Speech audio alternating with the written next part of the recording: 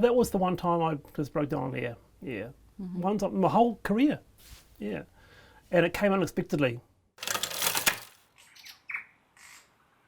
Kia ora, Wallace. Kia ora. How are you going this morning? Good to be here, Joe Guy. Here I am. Good to have you. First of all, I just wanted to ask you, normally you're where I'm sitting. How does it feel to be in the hot seat? It's a very, very good question. And it's a little bit weird, a little bit discombobulating. It's just like, what are you going to ask me? And I usually refrain from asking others, but I do want to know what your questions are. We can find out in due time. No, it's great. It's great to be here. Cool. Well, first I just want to ask, how did you get your start in radio? I got my start in radio, it's about 25, 26 years ago now. And it was a bit of a weird start because I was doing, and it's quite a strange story. I was at university and I was doing education and education psychology. And for once in my whole life, I applied myself and I did really good work in my final year, and I was invited to do a master's. Then I get very, very sick. I become very, very ill with this, and I've talked about this before, but I get diagnosed with this rare illness, right? I'm hardly mobile. I go to the hospital. They diagnose it after 6 months. I get on a walking stick. All of a sudden, I'm on the invalid's benefit for 2 or 3 years. I dip out of university, sitting at home, listening to the radio, eating toast, doing nothing. Well, not that listening to the radio is doing nothing or eating toast, but my flatmate says, you got to do something. You got to do something. And he goes, how about this? I've got an ad script here from the place I work, Radio 1, and why don't you have a go? Why don't you volunteer? And I go, oh, give it here. I look at the script and I go, oh, I have a few ideas for you tomorrow. And he takes that to the client, which was a client of Radio 1 for their ads. And Richard comes back and says, Wallace, they loved it. Have you got any more ideas? I said, I'm not the one that's working, bro. Anyway, he said after a month, why don't you go to Radio 1 and see if you've got a part-time job, 10 hours a week. So I did. I hobbled up there and they gave me a job. And from that moment, because I'd lost my confidence, 3 years on the dole, I just flew. I soaked it up. And that experience in student radio at Radio 191 FM was a real gift. And I just progressed from there to there to there. And 5 years at Radio 1, I got a phone call from Student Radio BFM saying, look, we've heard about your work. We can't find anyone in Auckland, but we've heard about your stuff. Do you want to fly to Auckland to do an interview? I said, you're kidding, right? Which is my dream job. So that's how I got started in radio. Yeah. Well, yeah, I was just wondering, because I was reading about this a little bit last night, is like at the same time that you get your start in radio, you're also battling this rare genetic disease. Yeah. What does that do for a young man's confidence? Oh, it was pretty, just thinking about it now and talking about it, it was pretty, what was it? It was pretty destroying, Joe Guy. I'm going to be honest. I mean, I come out of that hospital, meet with a senior clinician who said, look, there's not really any cure for this, and we don't know which way the disease goes. It could be very dormant, which is what it is with me, or it could render you in a wheelchair. It could involve a lot of pain. We just don't know.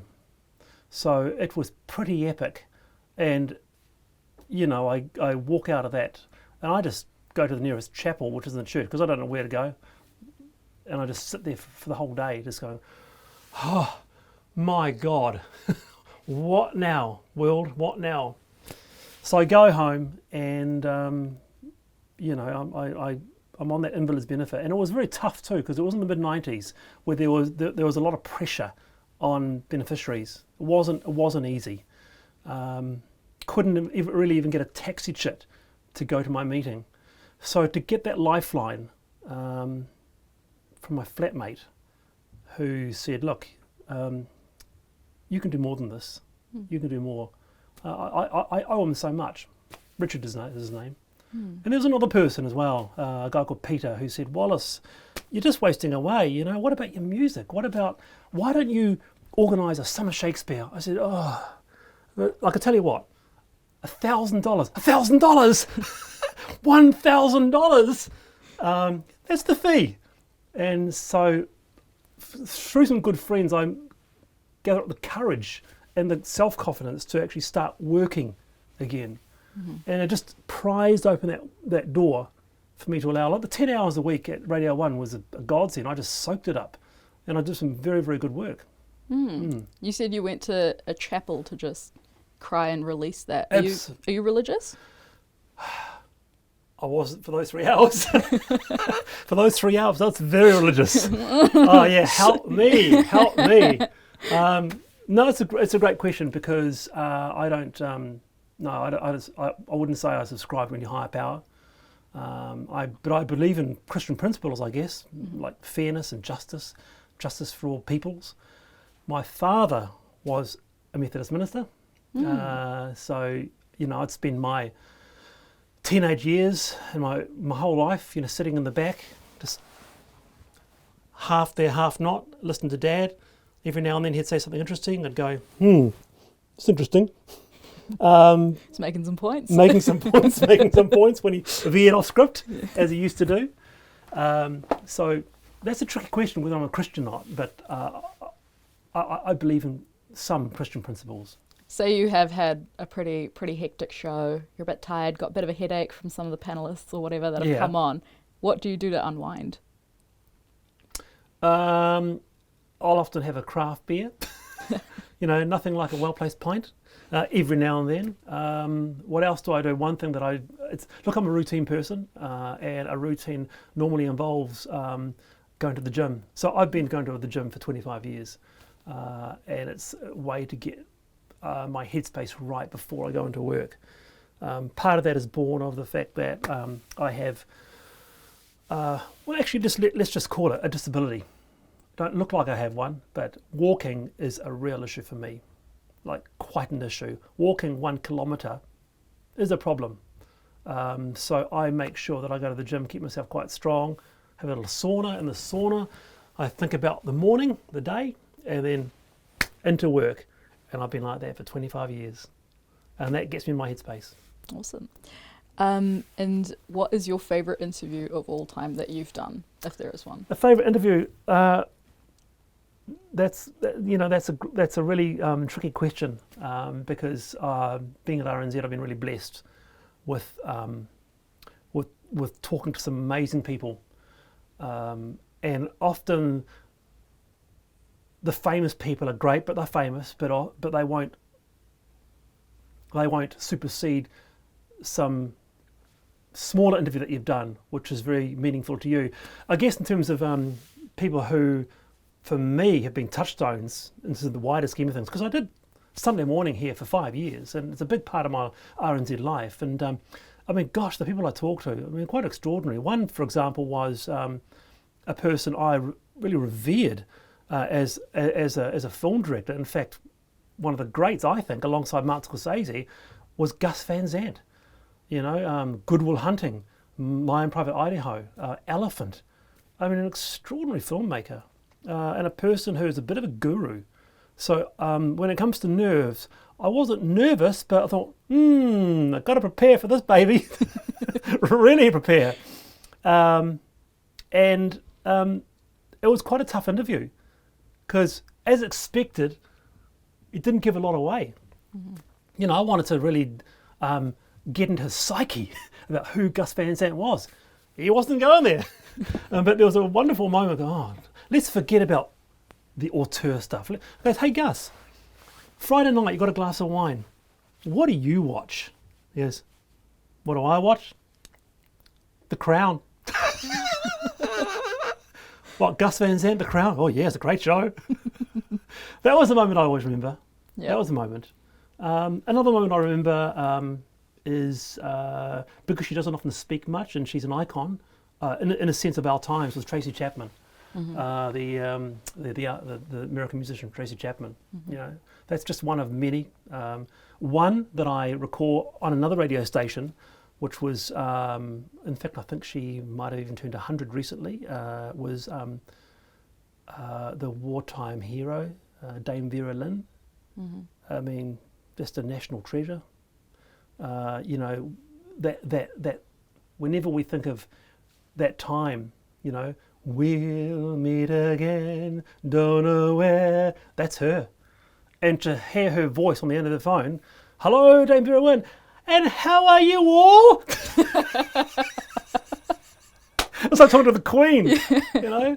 Well, I can remember through the rubble seeing Winston Churchill. How long will this go on, Winston? I don't know, Vera. That was something, yeah. But then I think of those moments on the panel where I talk to this, and I guess it's the first time in fact, the only time in 25 years, and even now when I think about it, I start welling up. But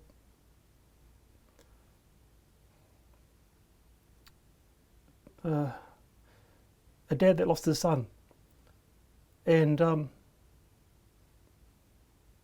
he said, what I miss is the music, and him not playing guitar anymore. Oh God.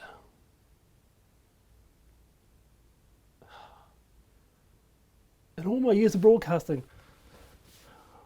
I've never ever experienced that sort of sadness. And just thinking about it now, yeah, that was on the panel about a year ago, yeah. And I think of being a dad, and think of the absence of music. That's all I thought about. What is it like when you're doing an interview like that? That was the one time I just broke down on air, yeah. One time, my whole career, yeah. And it came unexpectedly. I thought I was not that I want to be strong for on air, but I just couldn't. Just that imagery of Dad not hearing his son playing the guitar. Just the absence of music. Have there been any other moments like that where you've just been quite emotionally or personally invested in a story? No, not like that. Not like that. I don't know. I know why it hit me, but I think maybe it was because of the dad himself was so strong. He wasn't crying. It was me. He wrote to me afterwards saying, thank you so much for the interview. It meant a lot. And it was great to be able to give him some airtime on the panel. Do you know why it might have resonated with you the way that it did? Well, I know that, like many people watching this, they've had experiences with suicide and mental health. I personally have been lucky not to have those thoughts go through my mind, even at my darkest times, of which I have had. I've been able to keep an arm's length, but I too, like many, have had very good friends commit suicide. Yeah, maybe that was it. But no, it was just that particular moment and the way he said it, Joe Guy. I think that got me. Are there any heroes or idols that you have within broadcasting and within radio that you look up to? Oh, there are many. Yeah, there are many. Yeah, I think that we'll often complain about the media. We'll often complain, but it's quite funny. I'm working at an organisation here, which I didn't even apply for the job first up because I didn't think I'd get it. Didn't see myself as good enough to be working at RNZ. And in fact, it took a friend, John, to actually go on. It was a Saturday night. He goes, Wallace, are you serious not going to apply for the job? And goes, no, I'm not going to get that. But I did. And I came into an organisation which is boy, where do you start? Naming the great names, people I've listened to for years. I mean, let's take Catherine Ryan. I've listened to for many years, as a listener, or indeed Kim Hill, what a star. I was a huge fan of Brian Crump's style and show, nights on national radio, tonight's conundrum clue. He had a style, he's got his unique way of broadcasting, and it's very of this organisation. The first person I met coming up here, and a person I was a big fan of, listening to him and his work, was Auckland reporter up in this office here, Todd Nile. Many of you will know Todd's name, but here for 20 or so years. Have you ever had an interview just go completely south, like just be an entire disaster? There was one time that was pear-shaped, which I almost stopped the interview, and that was on BFM when, oh God, I think of it now, I thought, what a dick. He was a well-known actor who came in eating some canned tuna. Say some names, drop some names. Well, no, I'm not going to. No, he's a famous guy, lives in New Zealand. I'm not going to, tempted though.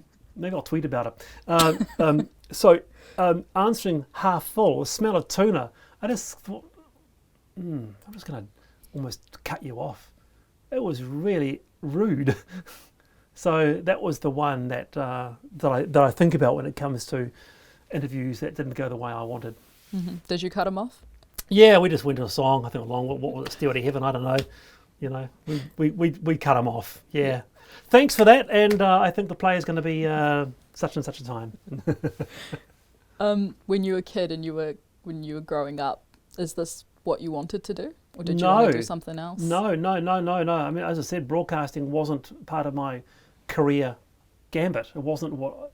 In fact, right into my 20s, it wasn't what I ever imagined I'd be doing. I wanted to be an academic. I wanted to be not that I wanted to be, but that's the way I was going. I'd always gone through university a bit half-assed, really, actually. And then I hit the fourth year, and I started really getting involved in some of the new thinking about education and educational psychology. And I ended up doing very, very well in postgrad, and I got this wonderful letter from professors there saying, you really show strong aptitude in this particular field. Would you consider doing a master's? And I thought, gosh, this is a letter I've always wanted to get. So I imagined myself doing some sort of research work, perhaps. Mm-hmm. But isn't it funny the way fate goes? I mean, I never, ever imagined 20 years later I'll be sitting here being interviewed in the great Radio New Zealand. You land where you're meant to be. Oh my goodness me! It's a dream. It's a dream. I've been here 6.5 years, and I just love every minute. Mm-hmm. I step into that corridor. This sounds cheesy, doesn't it? It sounds very cheesy, but it's true. I come out, I go, it's going to be a great day. I just love what I do here.